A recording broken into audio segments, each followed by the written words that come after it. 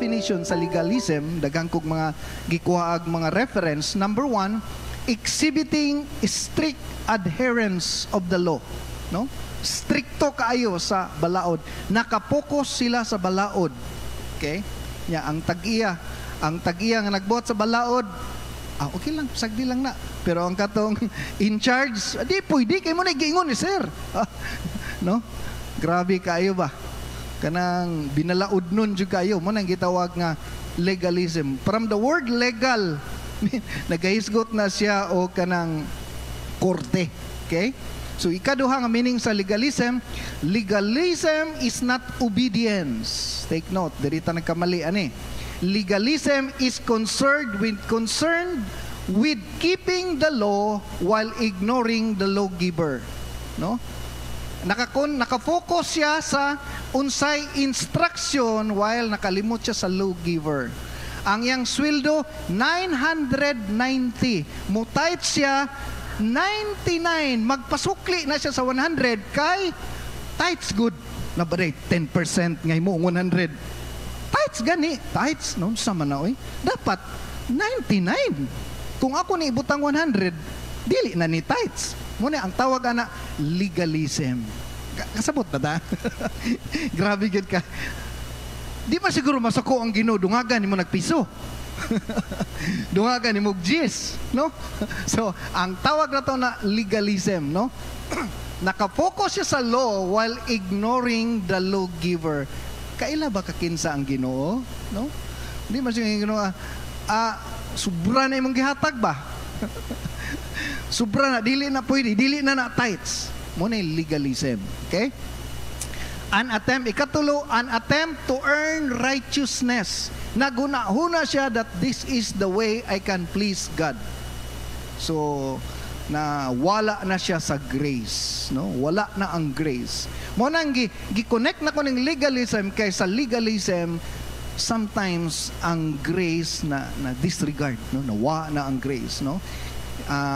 It isolates, iyang gi-isolate ang law, murag gikuha niya ang law o niya nakalimtan na niya ang Ginoo nga naghatag sa law. Okay.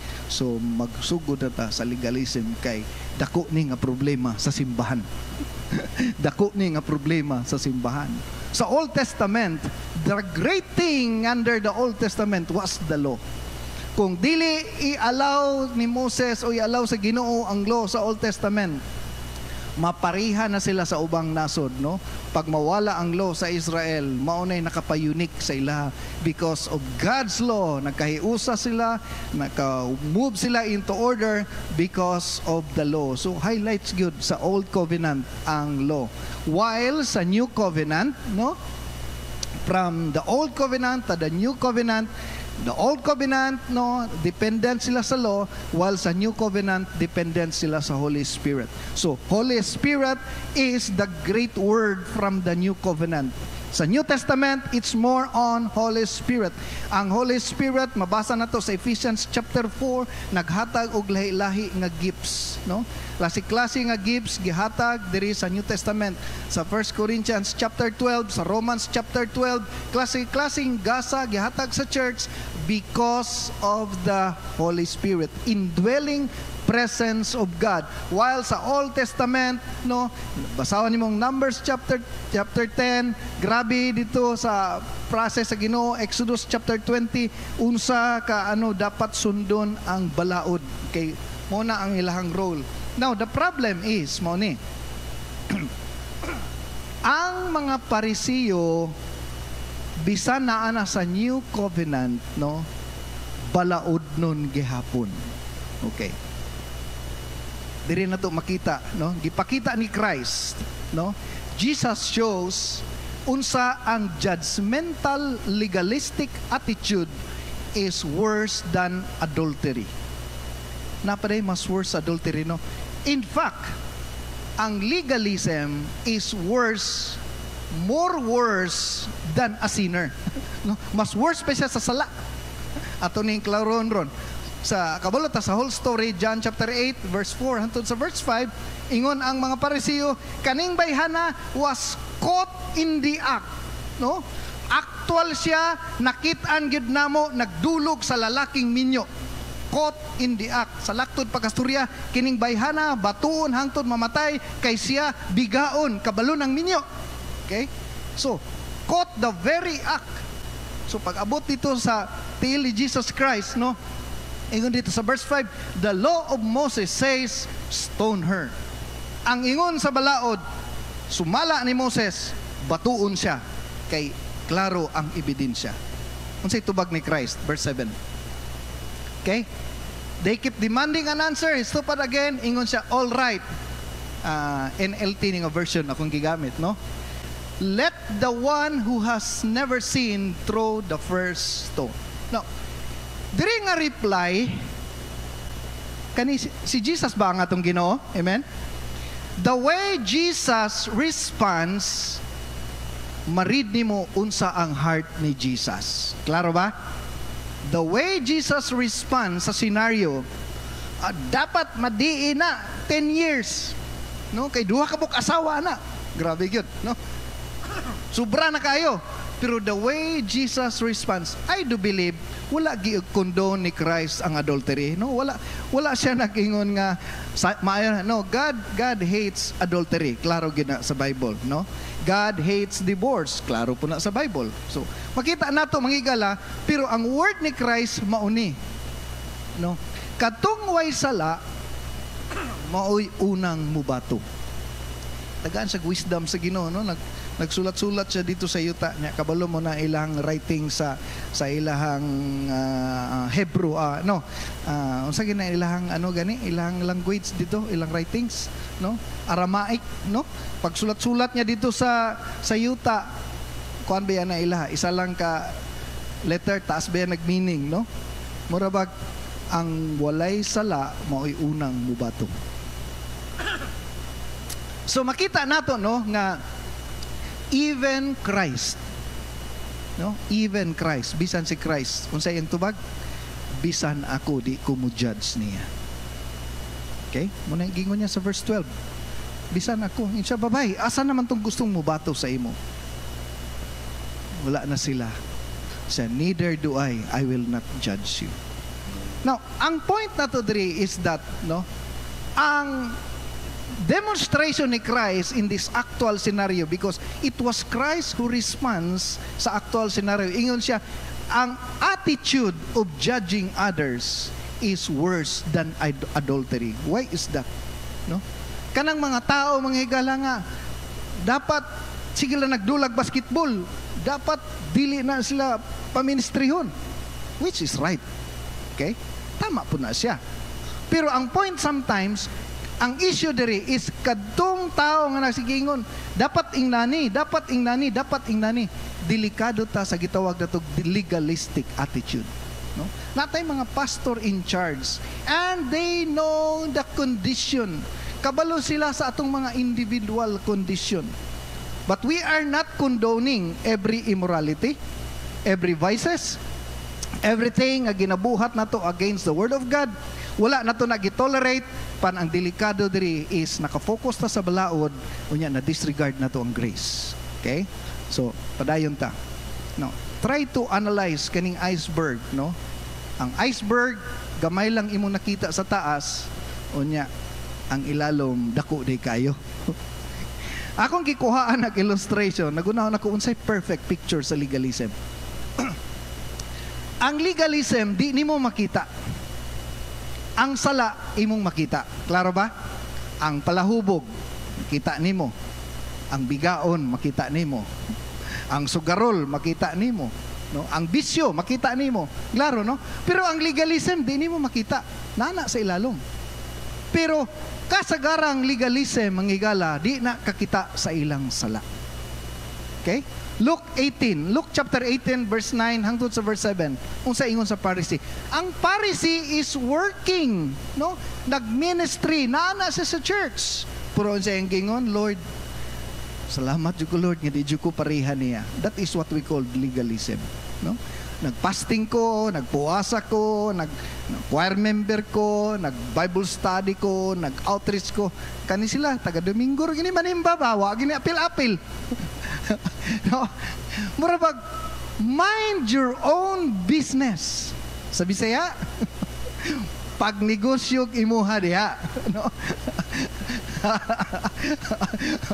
Mind your own business. Pag negosyo imo, matod pa, ayaw i-compare ang imong self sa mga tao nga murag feeling nimo sometimes, no? Unya, ang tao pagyud nga imong gidudahan nga dili faithful, hurting pa jud kag words buhian sa ilaha.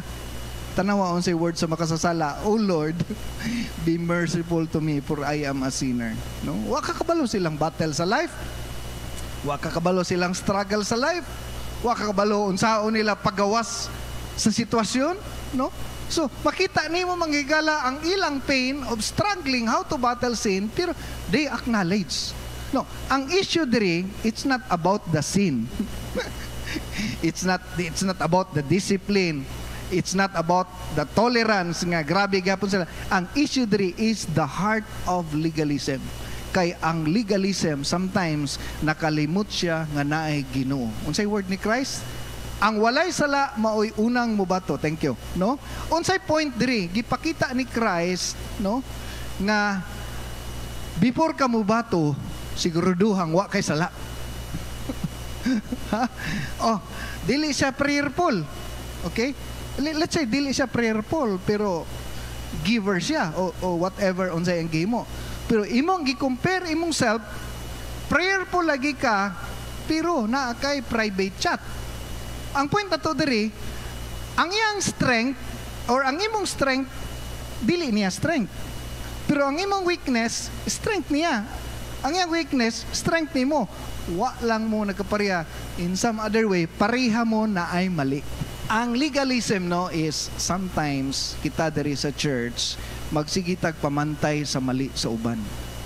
Okay? Sigitag lantaw sila nga ako di ko mawala sayo ko permanente di ko malate. Ako na-attend ko Sunday school. Sila way attend og Sunday school. Ang tawag ana legalism. Kung mo attend kag Sunday school, kung faithful ka, ayaw i-compare imong self sa ilaha. Kaya nga naman, giluwas lang ta sa grasya sa Diyos. Gigrasyahan ta sa Diyos. Nag-drive ko, o niya, mananaw gimig news. Ang balita itong naging adlaw, kay katong babae, amot nakakita mo atong gigisi ang passport, kay yung asawa mo ato gawas, no? Gigisi ang passport sa bana. Grabe naman, samning banahan, nagsilos, di na gusto mo gawas ba, no? Yang bana, nagulat sa airport, niya, pag abot dito, nakita niya sa airport, ang bana niya, gigisi ang passport. So, hilak ang asawa dito, gipriso ang bana niya, ang asawa, gidetain dito sa Manila, niya, taga Cavite sila, o niya, Cavite ba to? No? Pag human ana, alaktot pagkasturya, grabe ang among kanang opinion ba? Mo, lagi na, ana, kaming opinion. Bana ni mga bana yung nana. Karon pag abot tumoy sa news, gi-interview ang bana. Pag interview sa bana, igihimo daw to niya kay nagduda siya sa lihok siyang asawa nga murag nailain. Unya gi-block daw siya. Si mura daw siya buang, wa siya komunikasyon sa iyang asawa. Di niya ma-text, di niya maano, di niya tanan. Siya nga, unsa man ko bana ko dili. Nya ana ba? Pag abot dito ni ana den mi, ay sus maudi ay angay ra pud ang gisiun. Kana bang kung one-sided ka, wa ka kabalo sa iyang life sa pika side. Pero nakabungat na ka og mga kanang accountable ganita sa last days, mga tubang tas Ginoo, no? Nag-declare ra ganita. Unsa nga anong nag-ipon man na sila, nganong inana man. Kana lang isa ka side imong nahibaluan. Pag abot sa pika side, makaingog, kung ako na lang po siyang lugar, sa una ra ko naging nana. Kaya nga naman, wa man ka kabalo sa whole story. And that is the problem with legalism. We declare from our own words, no? We put opinion and evaluation, and the problem is nakadungog ang Ginoo. And tungod ka nakadungog ang Ginoo, ngano day ikaw, waday ka namiga pud. Ngana ba? Wala lagi ka. Sige, mampu kag lantog porno. Sige, lagi kag outreach.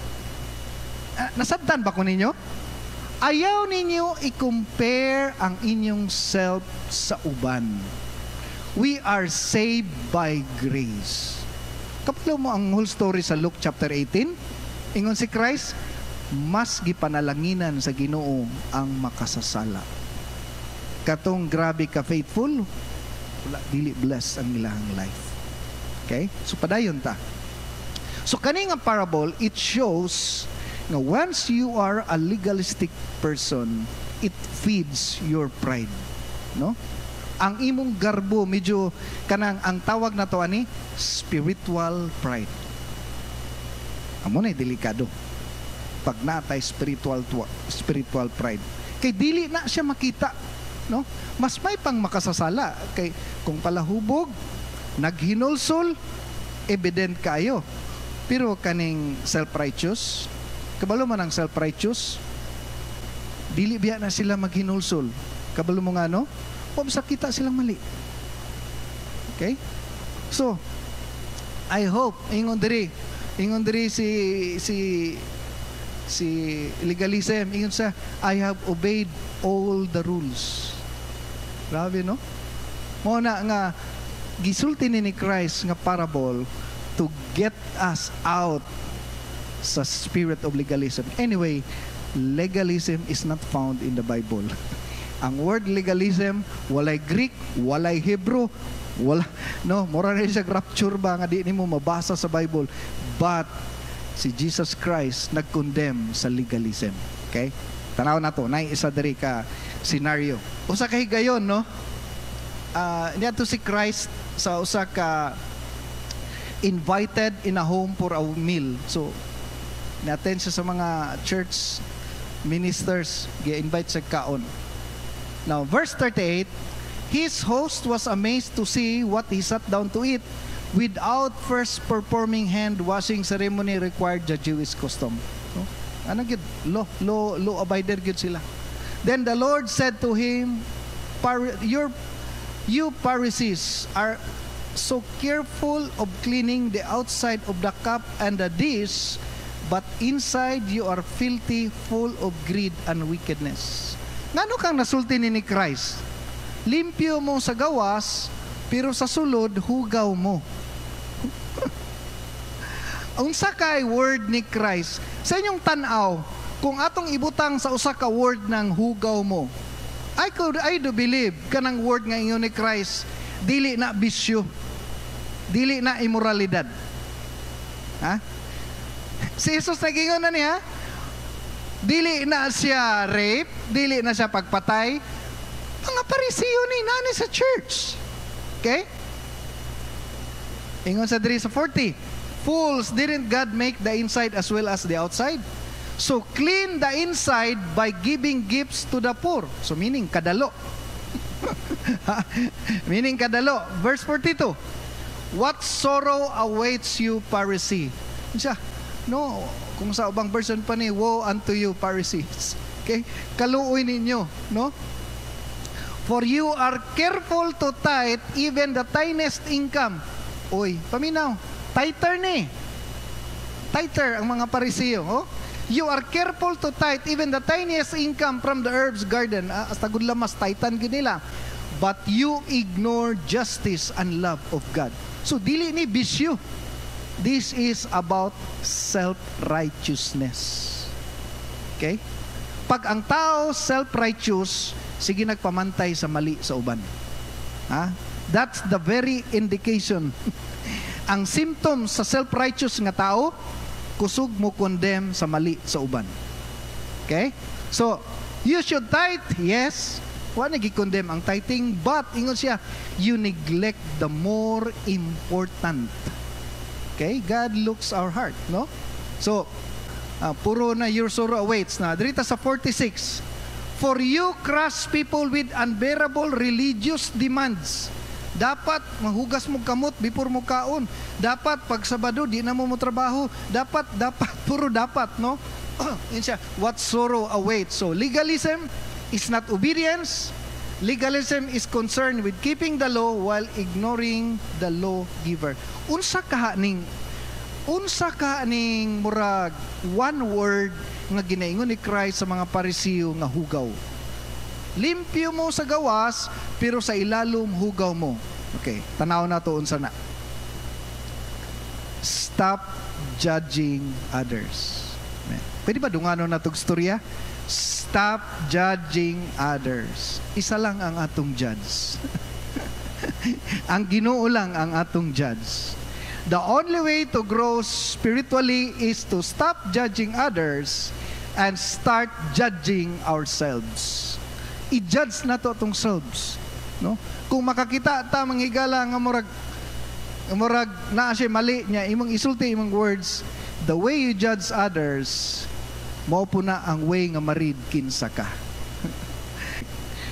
The very reason nga nung gusto nako ni ipagawas ni nga subject kay ako po ni mismo ma-evaluate nako akong self nga tungod sa atong standard diri sa church, we start to kanang feel sa atong self nga kita gyud ang faithful while uban wa kakabalo na ning kamot sila sa pagpangalagad sa Ginoo.